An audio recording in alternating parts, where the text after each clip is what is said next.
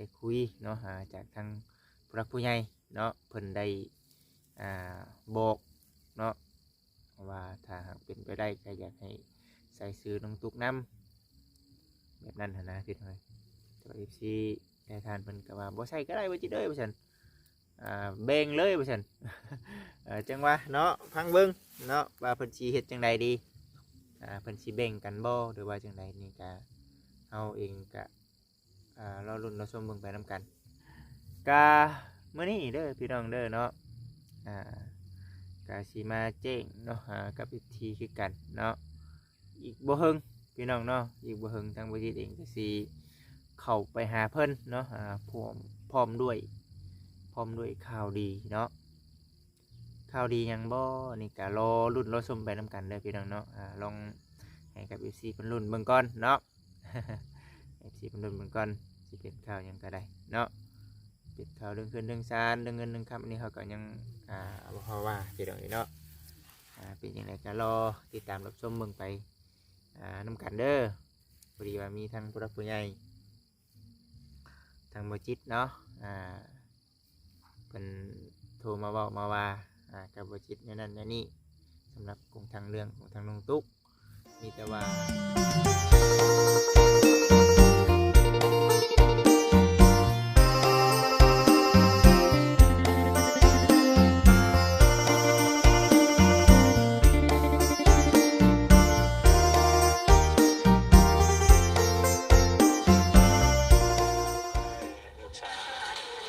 ลูกสาวที่พี่น้องเลยตอนนี้เนี่ยมันนาดิวเป็นหอยกระลำนำตรงตามเกณฑ์นะตรงตามเกณฑ์อันนี้วันเกิดนี่เขาเดือนหนึ่งตรงเนาะตัวนี้ที่เป็นคนถูกล้างมือมาได้ปัจจุบันปกติแข็งดีแข็งขาปกทวนติดปกทวนนี่นะเก่งแห้งดีอันนี้เป็นมีนี่นะในผู้หญิงนะเป็นผู้หญิงเนาะ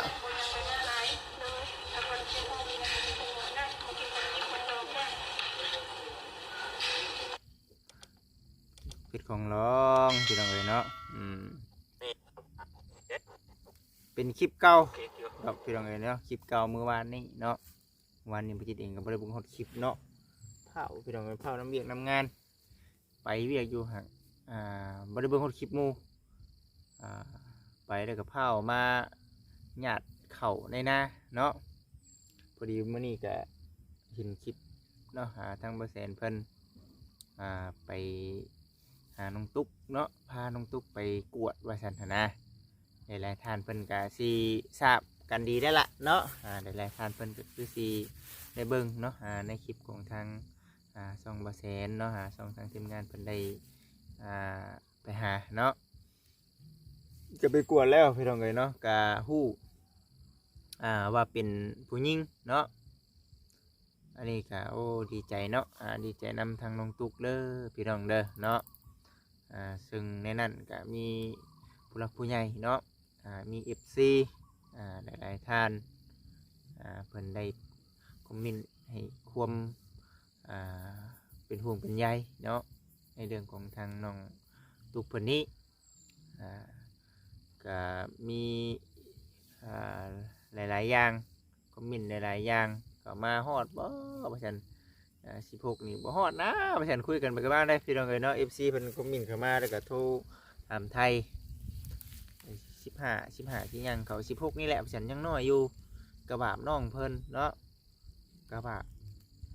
มีโอกาสเด้อบ่จิตเด้อว่าซั่นเนาะข้ามมาได้มีเวลาหอบเสื้อหอบผ้ามาให้เพิ่นอยู่น้องตุ๊กเองก็ได้นั่นแหละพี่น้องเอ้ยจากที่ติดตามเบิ่งข่าวเนาะติดตามเบิ่งครอบครัวของทางน้องตุ๊กนี่ก็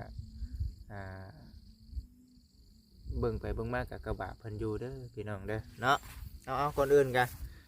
กับทักทายสบายดี FC ทุกท่านทางฝั่งลาวฝั่งไทยต่างประเทศพี่น้องเอ้ยพบกับประจิตคือเก่าเช่นเดิมมื้อนี้เนาะมาคุยกันในเรื่องของทางน้องตุ๊กเพราะว่าคือเฮาเว้าในหั่นแหละเนาะทางน้องเพิ่นช่วงแรกๆก็เคยว่าอยู่ว่าอยากไปคลอดดูทั้งบ้านดงบางแง้วเนาะแต่ว่ามันไปบ่ได้มันบ่มีบนผักบนเสาแล้วบ้านนี้ก็ได้ก็เลยเนาะต้องได้จำเป็นและต้องได้คลอดดู อ่าบ้านพี่แหละว่าซั่นบ้านผัวพี่แหละเห็นทางน้องเพิ่นว่าดอกช่วงตะกี้นะสิให้คลอดอยู่ไสว่าซั่นนะช่วงน้องเพิ่นบอกว่ามันในเรื่องสมมโนครัวเพราะฉะนั้นมันบ่มีแต่พากันคิดนะคิดน้อยคิดใหญ่อยู่ในความเป็นจริงก็คลอดอยู่ทางบ้านผัวก็ได้คือกันเนาะแต่ว่าต้องได้ใช้เงินแน่จะน้อยพี่น้องเอ้ยเนาะบ่น้อยแน่เนาะเติมนึงแหละบ่คิดว่านะกาเบิ้งเนาะเบิ้งคลิปไปเรื่อยๆเนาะFC เป็นกว่าบ่จิตติดตามเบิ้งตลอดเด้อว่าซั่นในเรื่องของทางน้องตุ๊กนี่ก็ได้ไปอัปเดตเบิ่งทางน้องเพิ่นแน่ว่าน้องเพิ่นนี่ก็ซ้ำตัวผู้เดียวหั่นแหละว่าซั่นอาศัยปู่อาศัยย่าอาศัยลูกอาศัยผัวว่าซั่นน่ะนะมีแต่ว่ามีหยังก็ให้คำแนะนำน้องเพิ่นนำว่าซั่นแล้วก็มีหลายๆอย่างพี่น้องเนาะที่ว่าผู้จิตเองไปถามไทยในเรื่องการเอาซื้อเข้าเนาะซื้อเข้าในเรื่องใบตาดินตัวนี้ผู้จิตเองก็บ่สามารถที่จะไปเล่นงานอยู่ในตรงนั้นได้พี่น้องเนาะมันอยู่กับทางอ้ายเพิ่นเนาะอ้ายเตียงกับทางน้องแต่เพิ่นได้คุยกันจังซั่นจังซี่กับอีกอย่างก็ผู้จิตเองก็บ่ได้มีส่วนอยู่ในการแบบว่าสมทบเรื่องการซื้อที่ซื้อทางเนาะแต่ว่าได้คุยเนาะจากทางผู้รักผู้ใหญ่เนาะเพิ่นได้บอกเนาะว่าถ้าหากเป็นไปได้ก็อยากให้ใส่ซื้อน้องตุกน้ำแบบนั้นนะพี่น้อยตัว FC ได้ทานเพิ่นก็ว่าบ่ใส่ก็ได้บ่จิเด้อว่าซั่นเบ่งเลยว่าซั่น จังว่าเนาะพังเบิ่งเนาะว่าเพิ่นสิเฮ็ดจังใดดีเพิ่นสิแบ่งกันบ่หรือว่าจังใดนี่ก็เฮาเองก็รอลุ้นรอชมเบิ่งไปนำกันมีแต่หาอัปเดตกับ FC แล้วก็บางถ้อยบางคำเว้าคำจาใดเนาะถ้าเฮาพอได้บอกเนาะพอได้บอกทางน้องตุกเฮาก็สิค่อยบอกค่อยว่านํเนาะ ก็รู้มันนะพี่น้องเอ้ยเนาะรู้มันอยู่ทั้งสองคนนี่ก็ได้สมเด็กน้อยหั่นแหละเนาะพี่น้องเนาะสมเด็กน้อยหั่นแหละมีแต่ว่ารอเบิ่งรอชมไปเด้อพี่น้องเด้อเนาะเราเบิ่งรอชมไปว่าสิเป็นจังไดเพราะว่าในเรื่องของทางเฮือนซานลันเป็นเนาะเมื่อก่อนก็คือตามที่บ่คิดเว้าหั่นแหละยินตามทางผู้หลักผู้ใหญ่เพิ่นบอกเนาะถ้ามีชื่อเนาะก็เว้าบ่สร้างได้จังหน่อยก็ผู้ใหญ่ท่านหนึงเพิ่นว่าถ้าเป็นชื่อดินอยู่ในดินนี่มีชื่อของทางน้องตุ๊กเนาะกาสีสมทบสุดช่วยน้ำอยู่ว่าซั่นเนาะทานนี่เพิ่นก็อยากสุดช่วยทานต่อไปเพิ่นก็อยากสุดช่วยน้ำคือกันได้เนาะเรื่องที่แต่บ่มีแต่ทานเดียวได้ซะพี่น้องเอ้ย กาจุดประเด็นหลักๆเลยมื้อนี้เนาะทางบัจิตเองออกมาเว้าเรื่องของทางน้องตุ๊กมื้อนี้ก็หนึ่งคือยินดีเนาะยินดีนำทางน้องตุ๊กเพิ่นที่ว่ามีทางผู้หลักผู้ใหญ่ทางบ่แสนเพิ่นเนาะไปกวดเบิ่งเนาะณตอนนี้ก็ฮู้แล้วว่าเป็นผู้หญิงเนาะสุขภาพแข็งแรงดี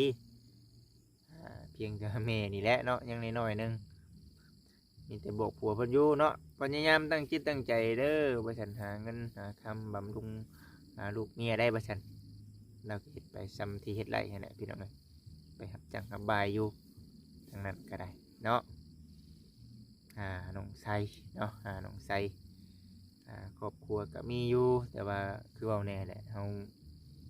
มีลูกมีเมียแหละเฮาออกมาเฮือนต่างอยู่เฮือนอยู่ชานตัวเองบัดใครแน่ได้เนาะมีก็หักเพียงแบ่งปันกันคือเก่าหั่นแหละเพียงแต่ว่าเฮาก็มีครอบครัวเฮาแล้วเนาะอยู่น้ำพ่อน้ำแม่ก็เจ้ากับคนหลายแบบนี้นะพี่น้องเอ้ยกันที่อยู่เกรงใจลูกเกรงใจเต้าเพิ่นน้ำพร้อมเนาะนี่แหละมีหน่อยกินชมหน่อยเนาะมีหน่อยกินชมหน่อยกินชำเฮาหาได้เนาะมันกำลังอดีมันบ่ทันดีจ้ะพอได้วิได้แบ่งน้ำพอได้ขอก็ขอได้เฮ้ยเนาะพี่น้องเอ้ย กาเมื่อนี้เด้อพี่น้องเด้อเนาะกาสีมาเจ้งเนาะกับพิธีคือกันเนาะ อีกบ่เฮิงพี่น้องเนาะอีกบ่เฮิงทางบ่จิตเองก็สิ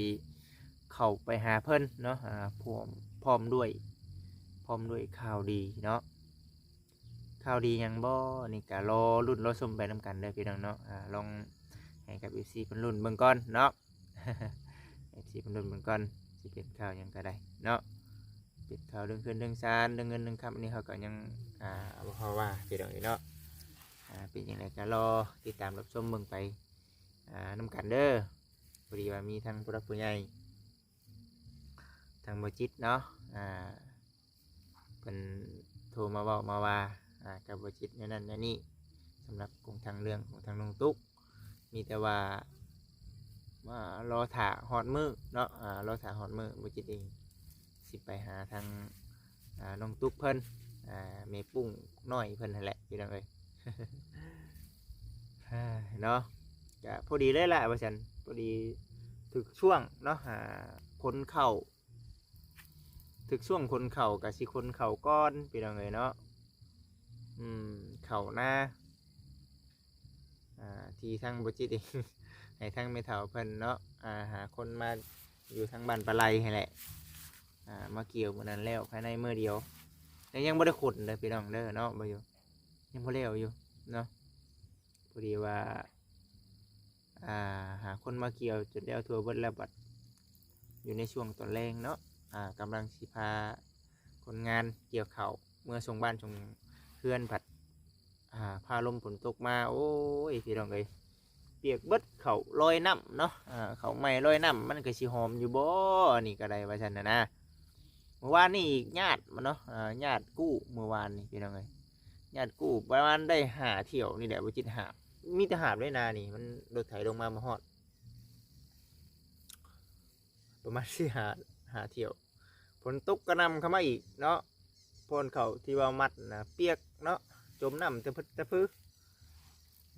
เมื่อวานนี่เนาะเมื่อวานนี่ก็ห้ำมือเกี่ยวกับห้ำมื่อนี้อยากสีแดดก็เลยตั้งจิตตั้งใจว่าหยุดก่อนเนาะหยุดงานก่อนมาฉันพอดีได้ละสามซาข่าวดีน้องตุกเพิ่นมาฮอดกับสีไปหาน้องเพิ่นเนาะไปหาน้องเพิ่นก็เลยออกมานั่งว่าอยู่ในทุ่งไร่ทุ่งนานี่แหละสามซาพรเขาเห่งเนาะ เราก็เบิ่งอยู่เนาะพอเราก็ปิ้นไปน้ำเนาะหามัดไปน้ำเดี๋ยวจะหน่อยสิลงไปมัดน้ำเรามันเห่งให้มันเห่งคากๆแล้วก็ค้นไปตรงไหนเนาะเพิ่งพาแจ้งอยู่ได้มานี่ก็ได้เนาะนั่นแหละพี่น้องก็มิแต่ว่าติดตามเนาะติดตามรับชมเบิ่งในเรื่องของทางน้องตุ๊กเพิ่นเด้อพี่น้องเด้อเนาะณตอนนี้ก็อาศัยลูกอาศัยผัวเนาะพ่อแม่ปู่ย่าเนาะก็คือว่าเนี่ยเพิ่นกับครอบครัวต่างอาศัยซ้ำที่อาศัยได้เนาะหลักๆเลยก็แม่นลูกแม่นผัวเนี่ยเงินกำแก้วกับผัวหามาได้ก็จึงได้ใช้เนาะจะไปขอปู่ขอย่าก็บ่คือได้พี่น้องเอ้ยเนาะมีแต่อันนี้ก็ขอขอบคุณ FC หลายๆเนาะที่ว่าเขาไปสัมภาษณ์ถามไทยในเรื่องของทางน้องตุ๊กนี้เนาะ FC เป็นให้ความสนใจว่าเนาะสงสารน้องเนาะสงสารเพิ่นเอาพี่น้องเอ้ยก็สิอัปเดตเด้อเนาะอัปเดตให้กับ FC ได้เบิ่งได้ชมติดตามเบิ่งตอนนี้จนฮอดเพิ่นคลอดพุ่นแหละพี่น้องเอ้ยเป็นห่วงเลยนายเป็นห่วงคลอดมากกับอีกซ้ำหนึ่งเนาะหนึ่งคือในเรื่องเขานำซ้ำป่าเนี่ยละเขานำซ้ำป่าพร้อมปัจจุบันนี้กำลังขาดกำลังเขินอยู่ยังบ่ทันได้คือว่า6 เดือนเลยบ่เป็น5 เดือนบ่6 เดือนบ่พี่เนาะใหญ่เติบเลยได้เนาะ6 7 8 9โอ้อีก2-3 เดือนเนาะอีก2-3 เดือนรอเด้อพี่น้องเด้อเนาะเราเบิ่งเราส้มไปน้ำกันบันมันสิเป็นจังไดเนาะเพิ่นขอออกมาเพิ่นสิไปอยู่ไสขั้นตอนทำบิดเนาะพี่น้องเนาะคือเฮาเว้าแน่แหละอยู่น้ำยามีบน บนจุพื้นจุไผบนอยู่กำอยู่ไผก็ดีได้พี่น้องเนาะมันบ่มีก็ปลูกกระต๊อบอยู่แถวเดินนั่นแหละเนาะโอ้ยขอโทษพี่น้องเอ้ยนอนดึกแน่เมื่อคืนนี่เนาะแล้วก็ในเรื่องของทางบ้านน้องไร่ก็คือว่าเนี่ยมันยังเป็นตากะลูพี่น้องเอ้ยเนาะเราบ่สามารถสิไปจุพื้นจุไผใต้บ้านเพิ่นได้เนาะมีแต่เอาปลูกกระต๊อบอยู่เนาะปลูกกระต๊อบอยู่พอได้อยู่กำอยู่ไผได้นะพี่น้องเอ้ยเอาทั้งหมดทั้งมวลที่บอกมานี่ก็ดีใจนำน้องเพิ่นติดตามเป็นกำลังใจให้เด้อพี่น้องเด้อเนาะในเรื่องของทางน้องทุกเฮาอัปเดตให้กับพี่กับน้องเบิ่งติดตามรับชมเบิ่งไปน้ำกันหลายๆท่านเพิ่นก็ว่าโอ้ยบ่จิตเอ้ยว่าฉันคอยติดตามมาตั้งแต่เข้าไอเตียงเพิ่นเข้าไปหาครอบครัวเพิ่นตั้งแต่อยู่กระต๊อบตั้งแต่หัวยังแดงอยู่ว่าฉันยังน้อยๆอยู่ว่าฉันจนมาฮอดปัจจุบันนี้เข้าพ่อเข้าแม่ก็ลำบากแล้วว่าฉันข้าวเอ้ยก็ลำบากพอแห้งแล้วบัดนี้ข้าวเจ้าของอีกวันนี้นะข้าวน้องเพิ่นอีกยังบ่วิตบ่ว่างว่าฉันสำหรับทางครอบครัวน้องตุ๊กเพิ่นนี่เด้อน้องเด้อเนาะหนึ่งคือขาดความอบอุ่นนำเนาะขาดความอบอุ่นพร้อมมันเฮ็ดให้บ่มีคนบอกบ่มีคนว่ามันก็เกิดเรื่องราวตามที่ว่าทาง FC เห็นนั่นแหละมันก็เลยเป็นไปแนวนั้นพี่น้องเอ้ยว่าเนาะในเมื่อเรื่องมันเกิดขึ้นแล้วบัดนี้ในเมื่อเรื่องมันเกิดขึ้นแล้วเฮาก็ยอมรับมันเนาะยอมรับมันแล้วก็ให้กำลังใจกับน้องเพิ่นนั่นแหละต่อไปก็เห็นทางน้องเพิ่นระมัดระวังเอาบัดนี้ก็ได้เนาะบ่ได้เด้เนาะบ่มีเงินมีคำเด้พี่น้องเอ้ยเนาะแต่ขณะผู้เดียวนี่ก็ยังคิดยากๆอยู่ก็มีแต่ว่าเบิ่งไว้บัดน้องไซเพิ่นต้องเฮ็ดเวียกเฮ็ดงานหนักกว่าเก่าเนาะ หนักกว่าเก่าแล้วต้องพยายามเก็บเงินเก็บคำให้ได้เนาะก็มีแต่ว่าสักมือเดี๋ยวสิไปหาได้พี่น้องเด้อเนาะขอโทษขอไป FC หลายที่บอกให้รุ่นพี่น้องเลยเอารุ่นกันน้ำแน่เนาะพอสิได้ไปติดตามอยู่ในคลิปต่อไปสำหรับทางน้องตุ๊กนี้เนาะคลิปนี้เขาก็ฮู้ได้ว่าเพิ่นมีลูกผู้หญิงพี่น้องเลยเบิ่งดูสิเป๊ะบ่บัดเวลาเพิ่นออกมาแล้วเดี๋ยวสิไล่ลงไปปีนเข่ามัดเข่าก่อนนะพี่น้องเอ้ยบัดนี้ก็ได้เด้อเนาะเป็นกำลังใจให้บ่จิตน้ำเนาะบ่ได้ออกไปเวียกไปงานแล้วพี่น้องเอ้ยเนาะบ่ได้ออกไปเวียกไปงานตามที่ทางผู้รักผู้ใหญ่เพิ่นบอกอันนี้ก็ต้องกราบขอโทษขออภัย FC หลายๆก็ยังมีอยู่เวียกการงานที่ทางผู้รักผู้ใหญ่เพิ่นมอบให้ก็ได้เดี๋ยวอดอีกก่อนมาสั่นจัก2-3 มื้อเนาะเพื่อคนเพื่อมัดเนาะให้หน้าตะกะเขานำซัมปลาขึ้นอยู่ในร้านนี่กะดีแหละพี่น้องเอ้ยขึ้นไปหน้านั้นบัดนี้ขึ้นไปหน้านั้นใครอยู่หรอกมันอยู่บางเดียวเนาะบางหันเนาะ ยังหน้านี้ก็ยังแต่เขางานแล้วก็แล้วไปแล้วย้อนพระผู้ใหญ่เพิ่นเนาะพี่น้องเอ้ยเนาะย้อนทางพอหักพลังเพิ่นช่วยเนาะไปซันเดอร์พี่น้องเด้อเนาะสำหรับคลิปนี้เนาะผิดพลาดประการใดเนาะทางประเทศเองก็กราบขอโทษขออภัย FC หลายเนาะฝาก FC เป็นกำลังใจให้เด้อพี่น้องเด้อเนาะติดตามคอมเมนต์เข้ามาคำว่าคำจาอันใดที่ว่าบ่สมมาพาควรเนาะก็คอมเมนต์กันเข้ามาได้พี่น้องเอ้ยไปซันสำหรับคลิปนี้ขอให้กับ FC ทุกท่านผู้รักผู้ใหญ่ทุกท่านอยู่ดีมีแห้งเนาะขอกล่าวคำว่าสบายดีอยู่ดีมีแห้งเด้อพี่น้องเด้อ มาพี่น้องเอ้ยบัดเห็นบ่แล้วเปิดแล้วพี่น้องเอ้ยโดย